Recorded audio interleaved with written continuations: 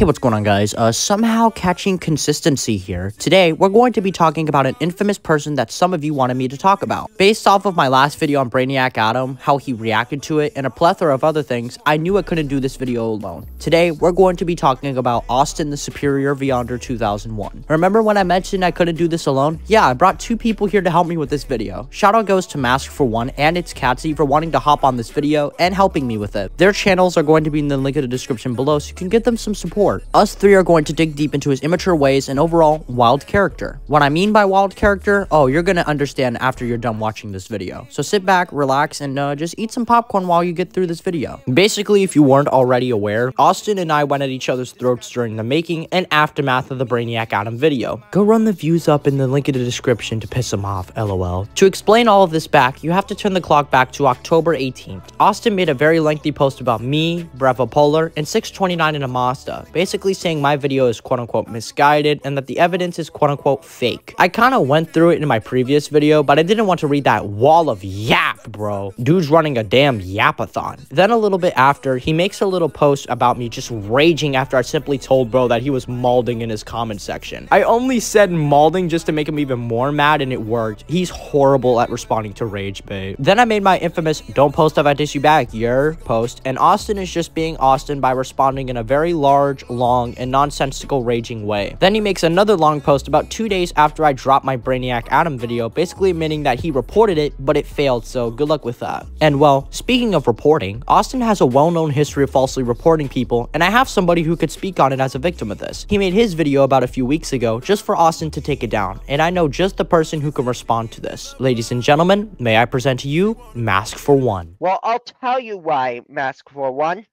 Newsflash. It's the overall content creator's choice. According to copyright law, if they don't want their video removed, they have rights to do it. Wow, dude, you are very smart on copyright law. No. He's not smart about anything at all.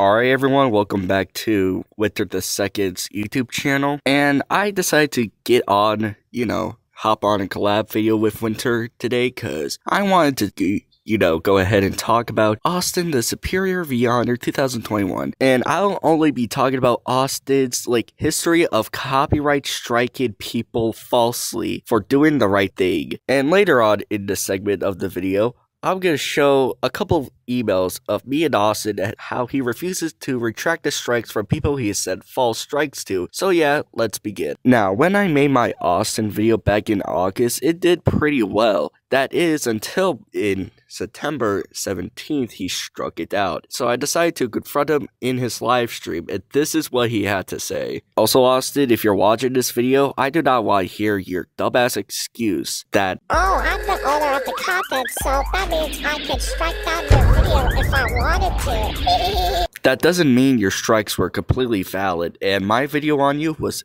100% fair use, okay? And that means your strikes were still completely false. And with that logic you're just trying to explain, then that means I could also strike down people's videos for using my clips from my videos.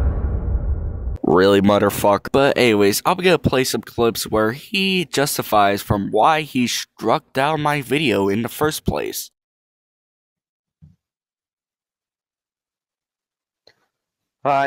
Even though his video was deemed for quote-unquote fair use, it's the overall content creator's decision and on whether or not they want their content used in other people's videos. That's the law. Okay, so apparently what he's trying to say here, he's trying to say that people like me, Sidekid, Bandy Rolls, everyone you can think of in the commentary genre, apparently we need to ask for permission to the channels we want to talk about to react to their videos, which that BS is so easy to destroy, which we could actually make the videos without the creators, permission. But are we just gonna go ahead and say, "Hey bro, I want to make a video on you. Can you can I have permission to react to your videos? That's just like dumb if you think about it. Also, dude, why do you have to put the quote unquote? Are you trying to say that my video on you wasn't fair use? Are you trying to make me look like I'm a content thief or something? Because if anything, that was kind of dumb to do. And of course, regardless of whether or not it's fair use, it's actually the creator of the original video or live streams or shorts' overall decision and legal authority on whether or not they want the content published on any platform. Since clips from my live stream were used and I made this live stream, whether or not the claims in this video are valid, I have the full legal rights to the original content source. So I have rights to strike it down. Dude, just because you own the content doesn't mean you could just strike it down, especially when it's 100% protected by fair use, okay? You do not get to strike down people's videos, especially it's 100% transformative, okay? I have to wait 3 whole months back then.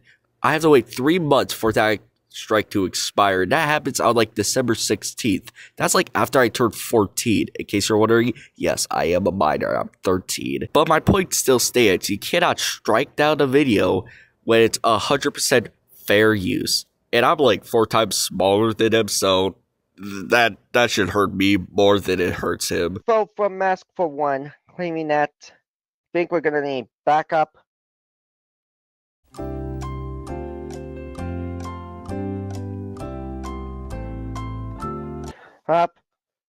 Trying to get somebody to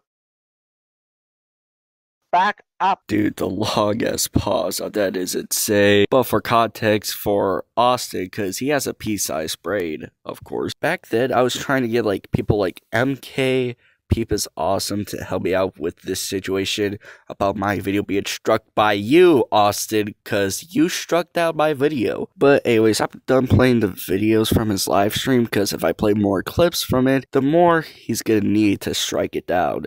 So I'm just gonna go ahead and get to the emails with me and Austin, the juicy part where you guys been waiting for. Now, after I tried to confess to him and him banning me from his live streams, I decided to, contact him on Gmail since, well, I feel like But you guys know that I already showed some screenshots on a different video on my channel, which you could check out after this segment of mine is done. So after I read the email that he sent out to me, I decided to, respond back with this, and this is what I had to say. I hate to break it to you, but that's not how copyright law works. If I take snippets of your streams, videos, shorts, whatever, I can highlight moments from the stream clips, and it's under fair use. And you don't have any rights to strike it down. As long as I don't re-upload the entire video, then I'm good to go. And also, just because you made the content doesn't mean people can not use your stream clip. And if you feel the need it needs to be removed, then don't take it down. So this will be my final message to you, Mr. Vyonder2001. So please, remove your strike or I'll be forced to escalate the situation even further. So clear everything up and do a favor and remove every strike that you sent to the videos that were made about you.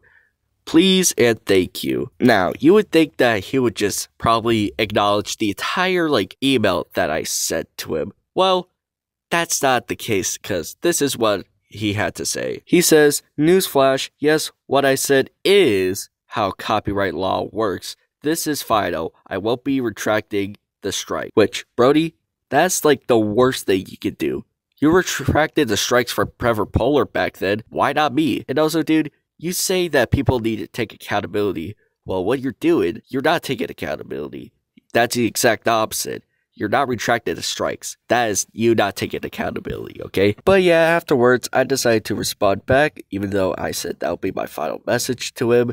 And you can pause it if you want to, because I'm not going to be reading this, since, yeah, I don't just feel like the need to. I'm being kind of lazy right now. But yeah, that's going to be the end for my segment. Austin is the complete definition of the biggest crybaby to abuse the copyright tool of all existence. So I'm going to pass the mic to the next person in the next segment. So yeah, see ya. And also go subscribe to me if you want to. Once again, I want to give another huge shout out to Mask4One for helping me make this video. His channel will be in the link in the description below. Now back to the video.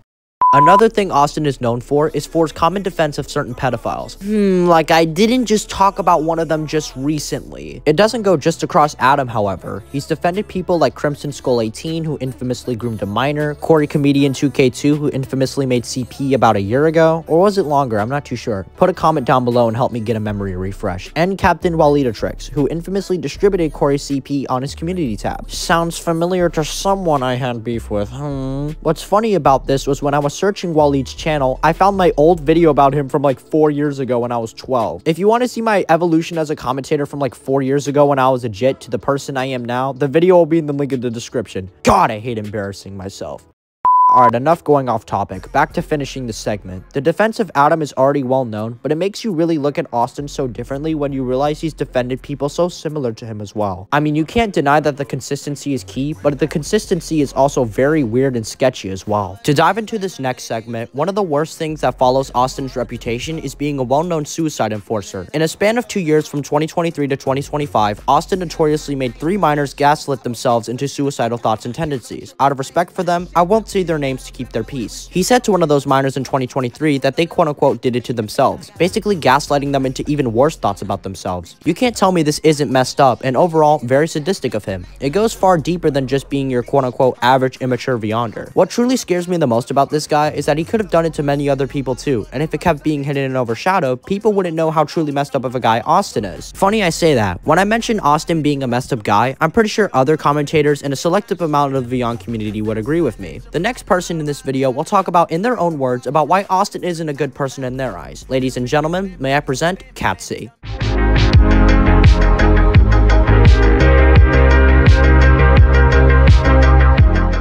Alright, what's good guys, this is Catsy. Thanks for having me on the video. Today I got invited here to talk about AustinTheSuperiorVyonder2001. Alright, so from what I've heard, this dude said it does some pretty questionable stuff. So let's dive into this landfill, I guess.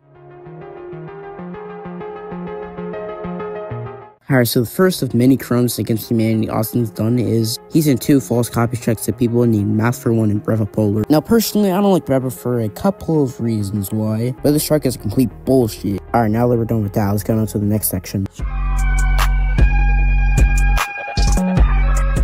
Alright, so next, the dude's a pedo defender. He's repeatedly, and I showed you repeatedly, defended a dude named Brainiac Adam. Now, if you don't know what he did, he basically created CP. And Austin over here has done his best to damage control white anti-shit that's added by writing entire novels with people calling him out and Adam.